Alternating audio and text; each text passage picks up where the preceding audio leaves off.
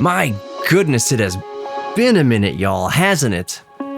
You're listening to Geek Therapy Radio. You've got your mental curator, Johnny Hemberger. I have not dusted off that intro in a long time.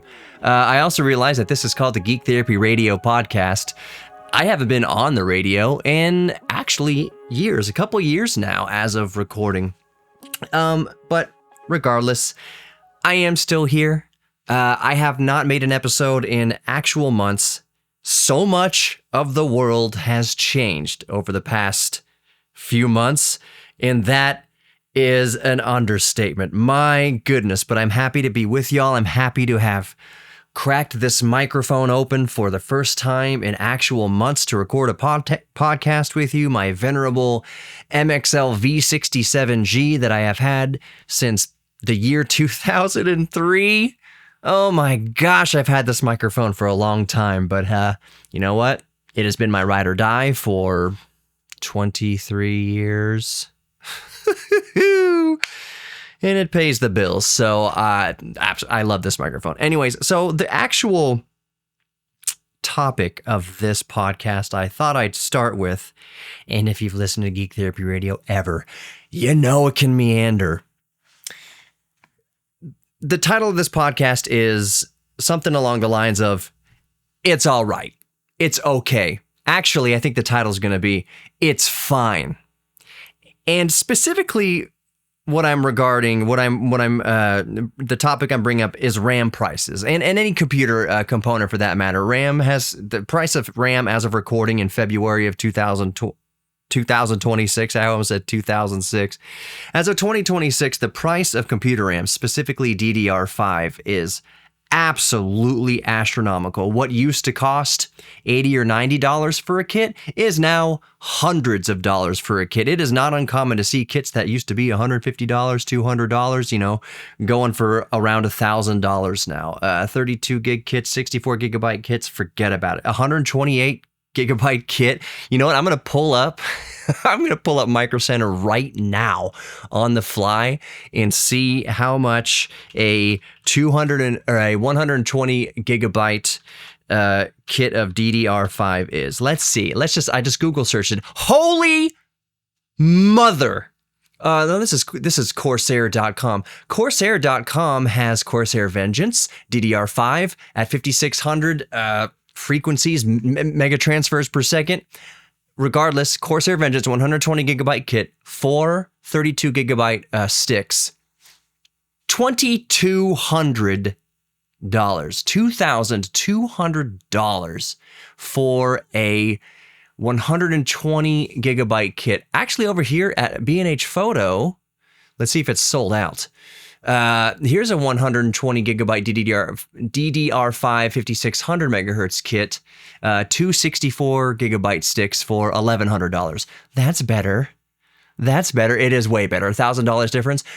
But my point is, isn't it insane right now to be talking about, $1,000 cheaper for RAM versus $2,000 is a better option? Isn't that quite the bargain? $1,000 for a kit of DDR5 RAM. We live in crazy Looney Tunes times. You know what I'm going to look up right now? Also, I'm going to look up a modest 2 terabyte NVMe drive. It's probably not going to be as bad, I wouldn't imagine. I haven't checked in a while. Yeah, 2 terabytes, PCIe 4.0, a Samsung, 900, a 990 Pro 2 terabyte stick, $300. That's actually that is bad. That is quite bad. Let me look up a 1 terabyte NVMe. I remember once upon a time, 1 terabyte NVMe, not much more than $100. Let's see how much those go for now. Yeah, they're $100. So yeah, the price of NVMe drives, of solid state drives, has gone up a little bit, but it has not been as affected as RAM. I mean, I'm seeing 1 terabyte for the same Samsung 990 Pro for $200, but that's I want to say it's an upper tier of RAM. Or of a solid state drive, of SSD, of NVMe fast storage. So the point is, yes, the price of components especially RAM, has gone up so much that in 2026, as of recording, in February 2026, it is virtually impossible for most people to upgrade. Let's say you're on an AM4 socket motherboard. You're running an AMD processor. I'm running an AMD processor right now, 5950X. It's the fastest AM4 chip possible, to my knowledge. It's 16 cores, 32 threads, blah, blah, blah, gigahertz. It's the best of the best for AM4. I have absolutely no desire, especially at this point, to go up to AM5 to get like a 9900X, whatever, Zen 5, whatever processor. I'm in the same boat as a lot of people. Even if I had the money to do that, I can't do that. That is an unjustifiable upgrade right now to the AM5 platform or to newer Intel platforms. Some Intel platforms are dual compatible, DDR4 and DDR5. I don't know off the top of my head which one they are. I apologize. I'm tired. I've got two. I'm not going to look it up right now. But if you do your research, there are some Intel motherboards that are dual compatible, DDR4, DDR5. That's the main takeaway. I'm not going to give specific model numbers right now. So maybe you could argue that an upgrade path currently in this climate, I would actually, I take that back. Of course, as I'm recording, Jack is behind me. My dumb fat cat Jack is adding his 2 cents. I'm going to put some noise reduction on here, see if it gets a cat meows out of it.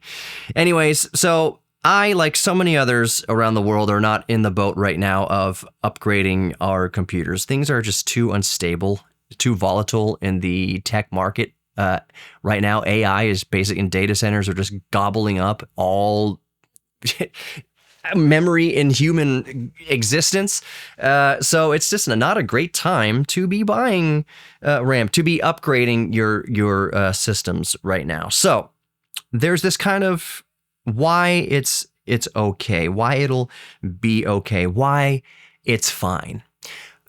My AM4 desktop that I just mentioned with the 5950X, 64 gigs of DDR4 RAM running at, how many Ds did I just say? DDR4 RAM running at 3600 megahertz or whatever. Jack, shut your mouth. Anyways, it's fine. And I this sentiment I've seen repeated, and it's what brought me to kind of make this episode, because it's a sentiment that I do agree with. If you're still rocking a system that runs on DDR4 RAM and you've got 8 cores, 6 cores, 12 threads, 8 cores, 16 threads, 16 cores, 32 threads, 12 cores, 24 threads, whatever. And then there's on the Intel side, you got a million bajillion cores, and you're still on a DDR4, on DDR4 in your motherboard. It's fine. What this entire current situation has revealed, at least to me, in my mind, is, I've heard it said, and you've maybe heard it said as well, that comparison is the theft of joy.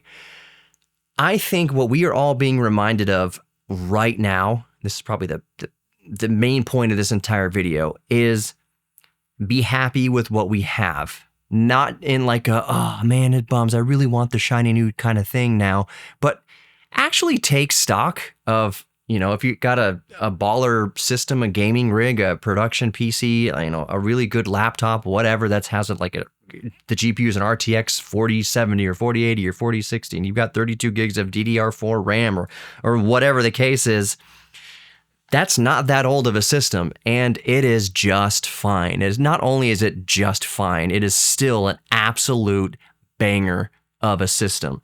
So what I'm being reminded of now in this current cycle of computer technology is, we get so many stars in our eyes, and we salivate over all this new tech, and you see tech reviewers benchmarking the brand newest processors and the brand newest RAM and overclocking their DDR5, and you see all the newest and latest and greatest coming out. We can really get distracted from the fact that what we have is not only good enough, but is amazing.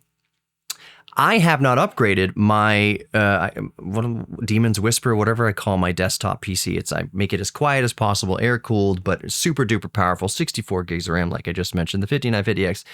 I've got the RTX 3090 in there that I got in like 2021. Yeah, 2021. I was able to snag one at MSRP miraculously during cryptocurrencies making GPUs crazy expensive. I was able to get a 3090 at Micro Center, actually.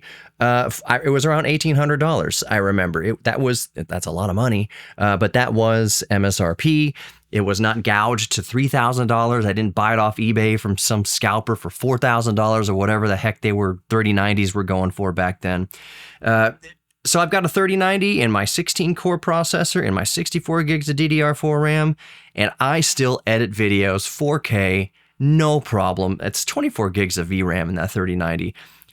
Absolutely no slowdowns, nothing. There is zero bottleneck for my workflow, and there is zero bottleneck for my gaming with a 3090 and a Ryzen 5950X.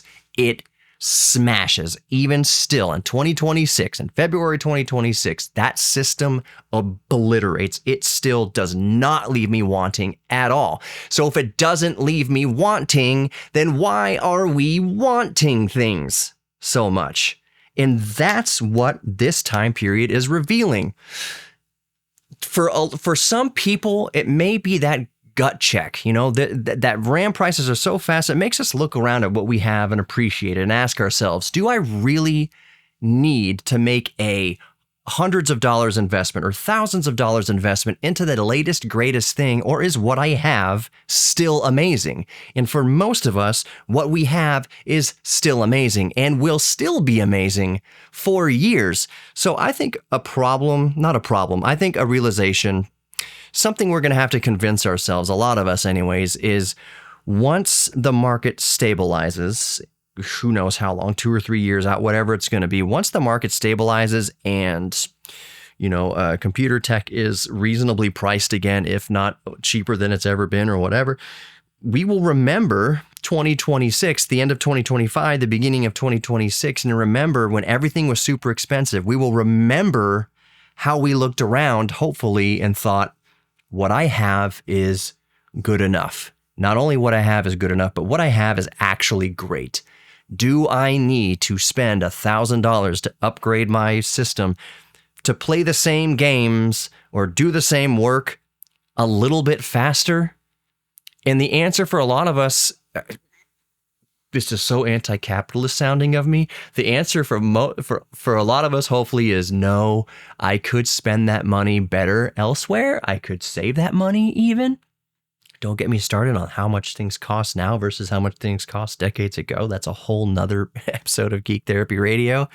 But when the market stabilizes and we are in that place that we want to upgrade, when we watch all these tech reviews and we salivate over the latest and greatest things, will we remember what it was like in 2026 when we looked around, saw how expensive things were, looked at what we did have and thought, that's just fine. It's going to be just fine. What I have is still going to last forever. I have not last forever, but last for a few more cycles. I have beat this drum on Geek Therapy Radio so many times since I started this first, or it was a radio show in 2017. When I started Geek Therapy in 2017, I have beat this drum so many times that when I personally make an upgrade, when I invest in an upgrade, it's usually at minimum every 2 to 3 years. When I can, I upgrade my kind of core systems every 2 to 3 years, if possible. And what we're seeing now is that's not really needed.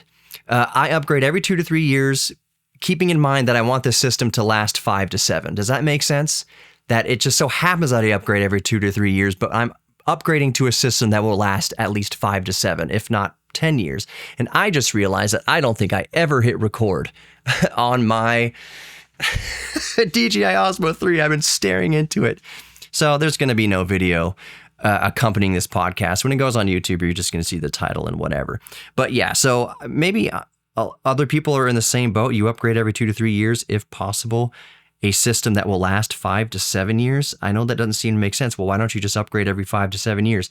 5 to 7 years in the tech space is quite pushing it, especially, I was going to say with smartphones, but I do have a Galaxy Note 9 behind me that will be just fine if I booted it up. Yeah, it will. It does run hot. The last time I used it like a year ago, it does run hot, because what happens is it's the software that becomes more demanding and more resource intensive. So you might be thinking, why on earth does a phone need, quote unquote, 16 gigabytes of RAM? Well, it doesn't need 16 gigabytes of RAM. It shouldn't, quote unquote, need 16 gigabytes of RAM. But when apps just get more resource intensive, and hog more and more and more and more, they code it to use more, then the hardware has to kind of catch up. It's this cycle. There's this notion of, kind of, and I'm not a programmer, but there's this notion of, elegant programming, keeping a program like the code as simple and streamlined and as efficient as possible. And there is certainly something to that. And maybe a programmer can comment on this. Obviously, they can comment on this way better than I. But as it turns out, it doesn't seem... let me put it this way. I don't get any sense using Windows 11 that anybody on Microsoft is trying to program efficient code. I just don't get that vibe. I know there are. I know there's somebody listening to this who's a programmer for Microsoft. It just doesn't feel like that. You get updates all the time, constant updates, and the OS just gets more and more and more and more bloated with all this frivolous crap. How many of you here? The biggest lie in all of tech, by the way, is save this. What is it? Just skip logging in for the next 90 days? Do you want to stay logged in for the next 30 days? Oh, that's funny. You want to stay logged in for the next 90 days on this device? What a lie. What a wishful thinking lie. No, but I get no sense, Jack, I get no sense using Windows 11 that there's any desire at Microsoft to make the operating system more streamlined. Because I would think that, even as a programmer, and again, I am not, but I get the feeling that even as a programmer, you're like, well, who cares? If this becomes more resource intensive, then people just have to buy better machines. It's like it's a self-feeding machine. This industry feeds on itself. Could you make the code more efficient? Could you make the operating system less bloated and run more efficiently on lower end software? Sure, you probably could. Are you? No. Because if things just kind of stagnated, if things got to a level where the code leveled off, the hardware leveled off, then there's nothing for us to buy. The whole economy shuts down and people lose their jobs and they can't eat. So I think there's this built-in incentive when programming, especially for Windows, that the code doesn't have to be efficient. And in fact, if we leave a lot of loopholes in it, if it's inefficient, if it leads to software abnormalities, if it leads to vulnerabilities, if it leads to overkill on going after vulnerabilities that don't exist, if it goes overboard on data mining, if it goes overboard on this and that, if it's just not an elegant way to do it, then that's fine. I like to think in analogies, and I just thought of like, oh man, I'm going to get ancient here. So maybe some listening might not quite get the reference, but I'm going to do it. Manual transmission cars. Let me yell at clouds for a second as an old man. Manual transmission cars. Unfortunately, they don't make there's not too many options, at least in the United States anymore, for manual transmission cars. There's some, but not often. Let's imagine you have a 6-speed manual transmission car, and the speed limit is 30 miles per hour or 50 kilometers per hour, wherever you live in the world. Let's say the speed is 50 kilometers an hour. Let's just put it there. You could do 50 kilometers per hour. I'll just say you could do 50 kilometers an hour in 5th or 6th gear at very low RPMs, very efficiently. You can move down the road at 50 kph in a high gear. I think a lot of programming and programmers, especially, I can only speak for the vibe I get from Windows, I think they see the 50 kilometer speed limit and they program it in a way that they don't care that the system is stuck in first gear or second gear, whatever the shortest gear possible, the lowest gear possible. So it's the difference between programming to go 50 kilometers per hour in sixth gear, nice and efficient, your system's just cruising right along, or programming in such a way that you don't care that you're in second gear at 8,000 RPM going the same 50 kilometers per hour. Because I would think that there's an incentive to code for a program to run as resource intensively as possible so that the consumer then has to go purchase more resources. And now once they've purchased more resources, you can code to make it even that much more inefficient to use more of those resources, and then the consumer has to go back and buy more resources until you get to a point where we're at in 2026, February 2026, to where those resources are simply out of reach for most consumers. And it makes consumers hopefully realize that what we have is fine, that it's just fine. Does that make any sense? Welcome to Geek Therapy Radio, where I just run around in my brain and you listen. Hi to everybody. Y'all still email me occasionally with like life updates and things like that. And I feel so bad. I say this, I feel like I said this in the past few episodes that I've released sporadically over the last year, really. I just want to acknowledge that I see you. That even if I'm a bonehead and I don't respond to it, I do see you, and I do appreciate you reaching out to me with your geek things and just kind of filling me in. And some of y'all leave like voice memos. I asked years ago, hey, if you want to leave voice memos, voice recordings, attach it to emails, then I could theoretically use it in the shows sometime. And y'all do that. And I feel like can I say the word chode? I'm not on the radio. I can say chode. I feel like such a chode sometimes, all the time, that some of y'all do that, and I don't do anything with the recording, and I feel so bad because y'all took the time to make the recording. Y'all don't have to do that, especially these days when things are so tight. I don't release episodes of Geek Therapy Radio so often. Y'all don't have to go out of your way to do that. If y'all do, I really appreciate it, and I see you, and I respect that you do it. I just don't want y'all to feel like you're wasting your time anymore. But I do see them, and I do hear them, and I do appreciate.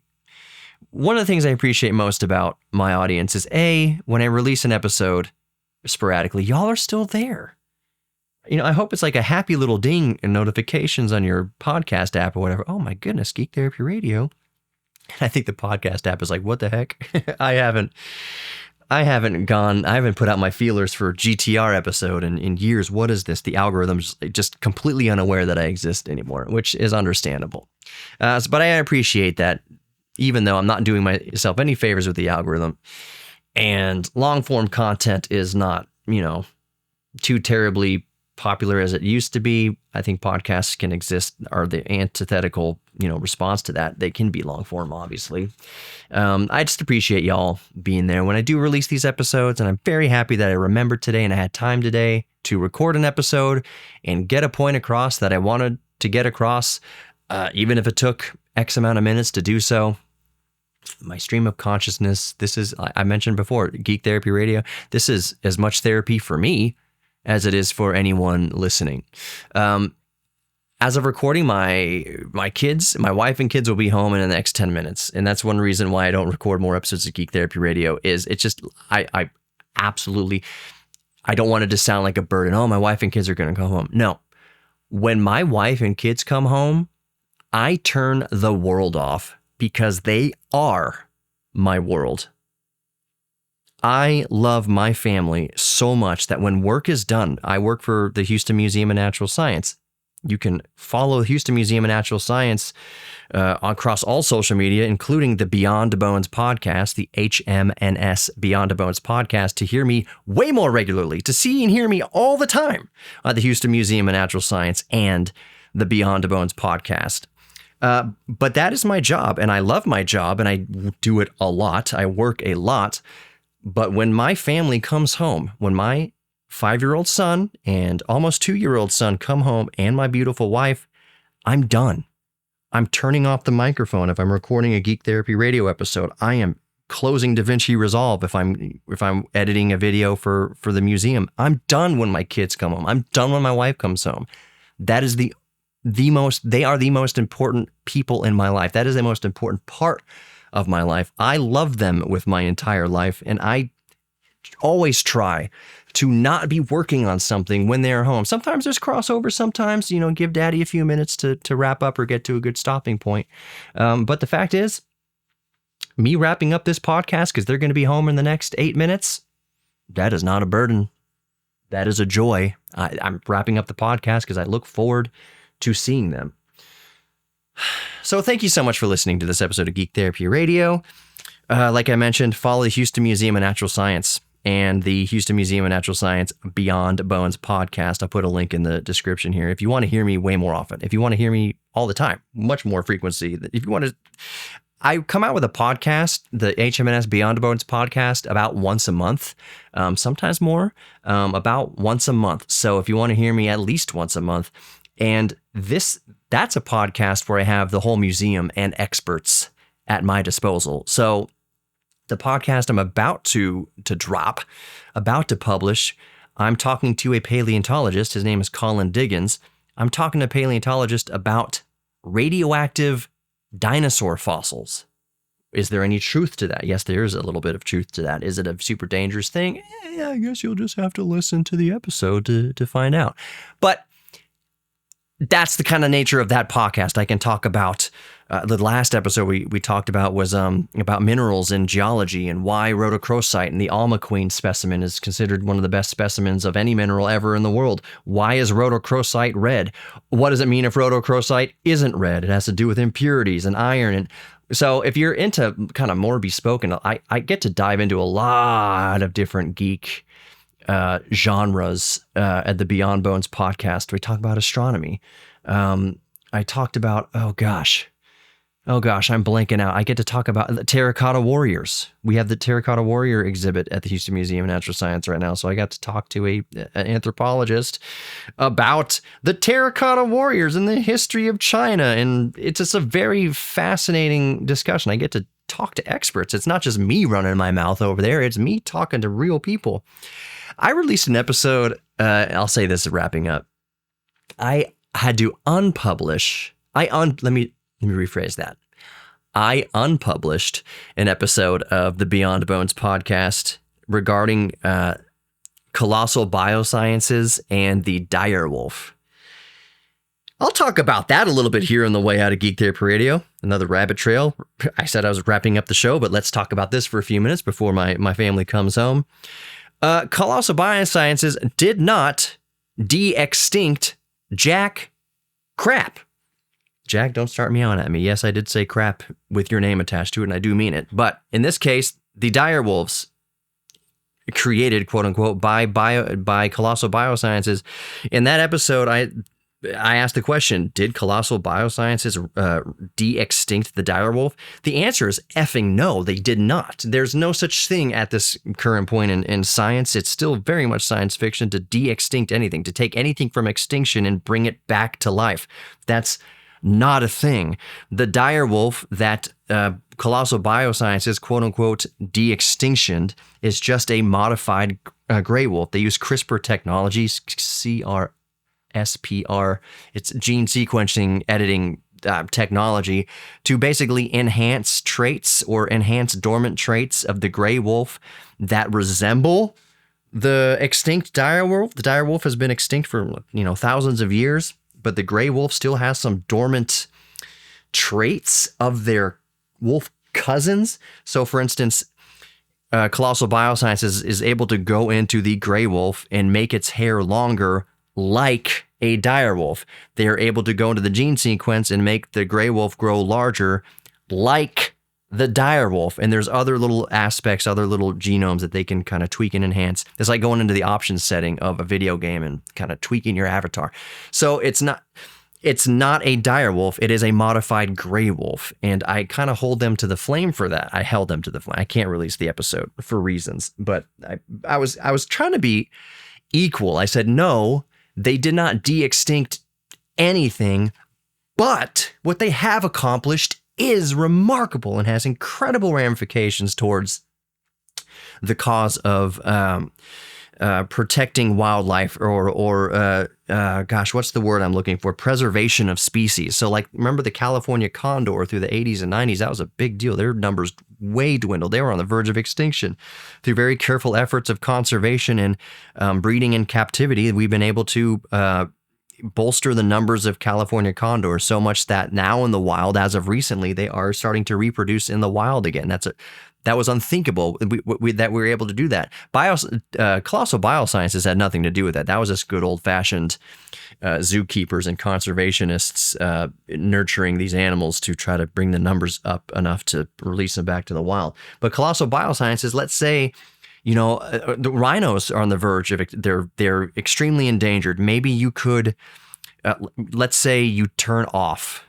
So rhinos are poached for their horns. Let's say Colossal Biosciences, using CRISPR technology, is able to say, okay, well, if all these poachers are after the horns of rhinos, let's go ahead and turn down or turn off the nose horn gene for a while to make them less appealing to poachers, and just let the numbers of rhino grow again, and then we'll turn back on the horn gene once we get rid of the poachers, and maybe the rhinos numbers come back up. So there's aspects that you could do to enhance or strengthen an endangered species to make them more viable in the wild, to help their numbers. Maybe you can use gene sequencings to help their fertility rate while they're in captivities to bolster the numbers. So what Colossal Biosciences is able to do with CRISPR gene editing technology is amazing.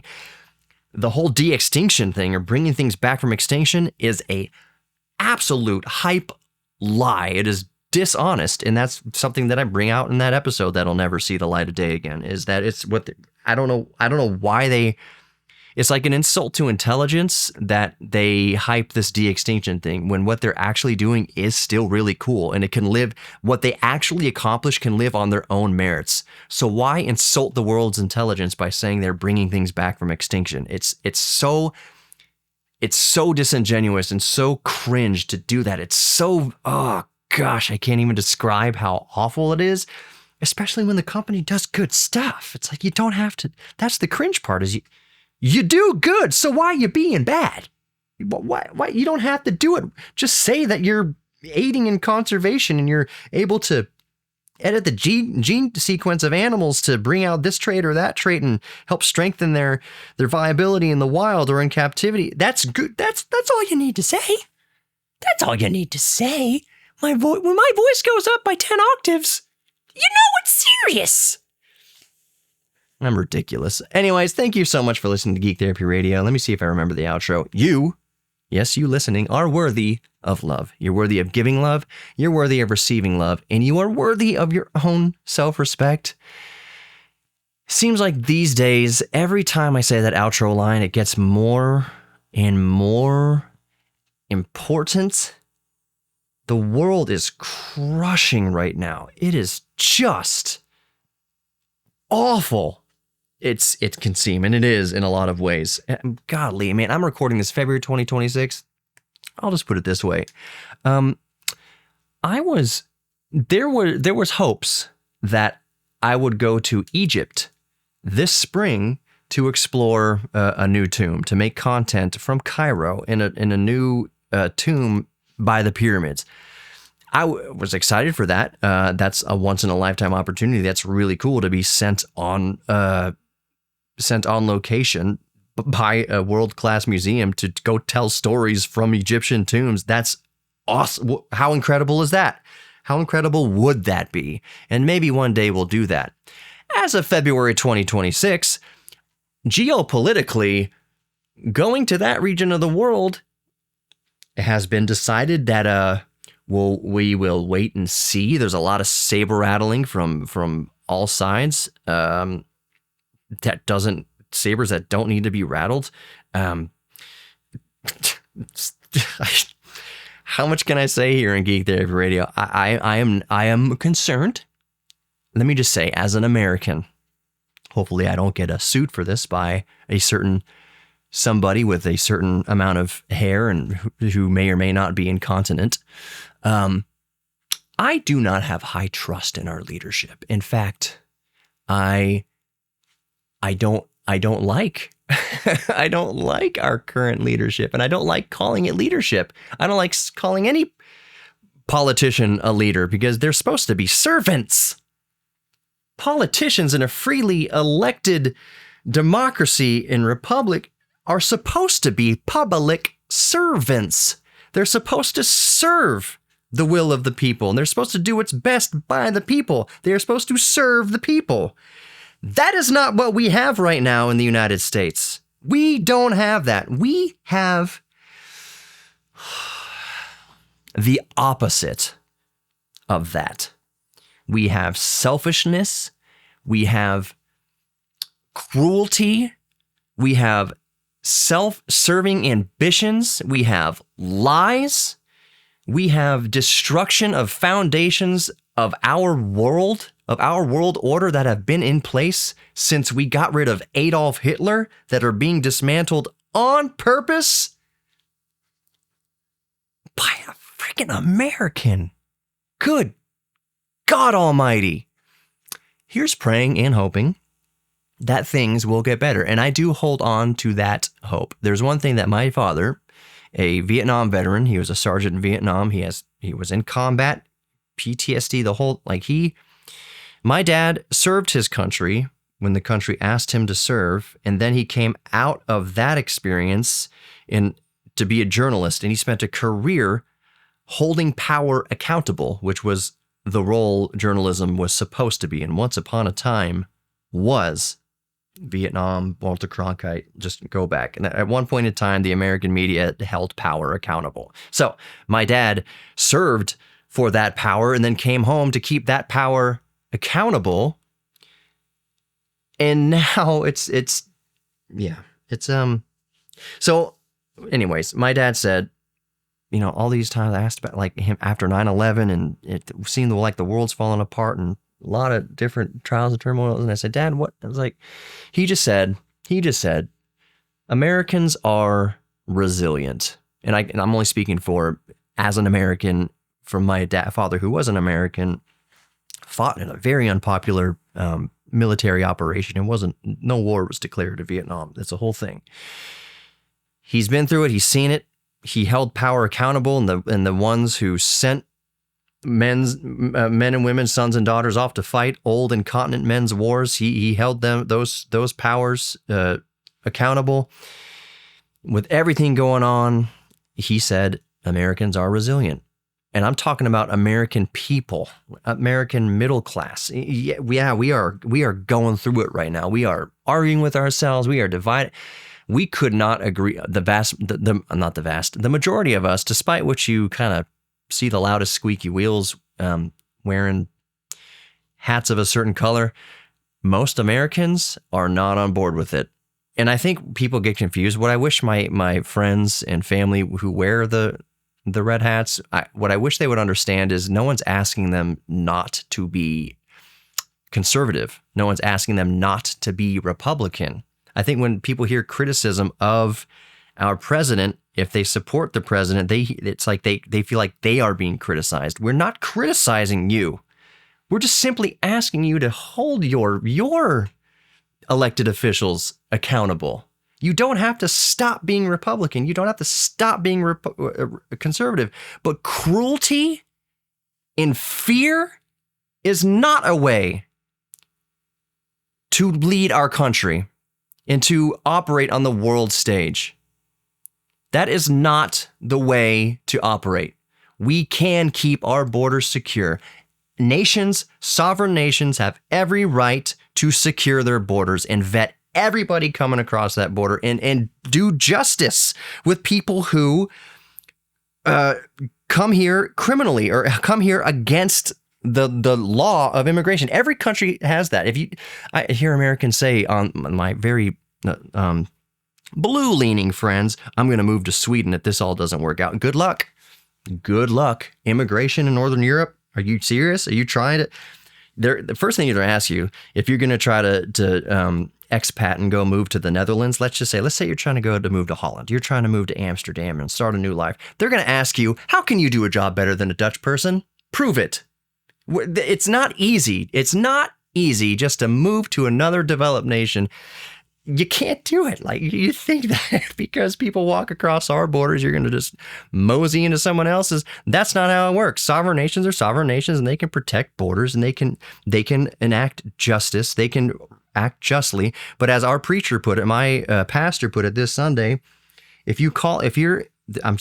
someone's Christian out there, or they're holding themselves to that worldview, justice works hand in hand with mercy. Justice should be hand in hand with mercy. You should dole justice weighing it against mercy. That doesn't mean a free ride without consequences. That just means, is the response to an asylum seeker who is already in the system, by the way, being processed by immigration, is the response to tackle these people, to destroy families and tear them apart? Is the response to kill protesters in the streets? No. This could all be done with the same amount of money or less, much more efficiently. This is all, by the way, if you're listening from around the world, why the justification for, as of now, destroying 70,000 plus people's lives, the justification for that was we had, very commonly, somebody justifying the operations of ICE as we know it right now, they will bring up the women who have been brutally assaulted and murdered by illegal immigrants. Really what they're doing is spitting on their graves, dragging their butts across their graves, parading these women around, saying, this is why ICE is justified in everything that they do, because of these women that were that experienced brutal, terrifying ends by illegal immigrants. The math doesn't add up. These women, they usually parade around, 11 or whatever they pick. It's usually around a dozen of these women that they parade around. Women that probably don't want to be paraded around like that. Used during their life and used after death by men who are trying to have their will be done. The math doesn't add up. It's like 12 women and then 70,000 people whose lives are destroyed.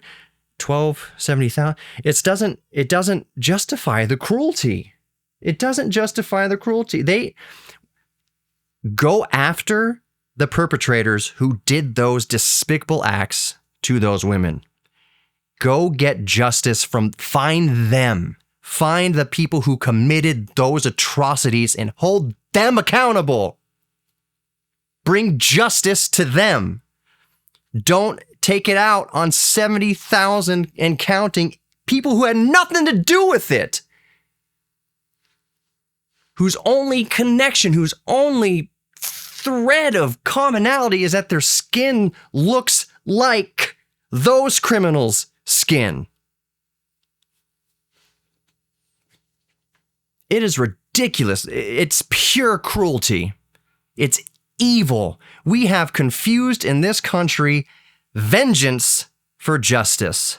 Vengeance operates differently than justice. On the surface, you might confuse vengeance and getting revenge for justice, but getting revenge is not justice. For one thing, revenge would be going after the individuals who did these horrific atrocities to these women, and only those individuals. That's what vengeance would do in the first place, but vengeance clouds judgment. Vengeance clouds the entire mind. Vengeance makes you destroy anybody who even remotely looks like the people who did those things.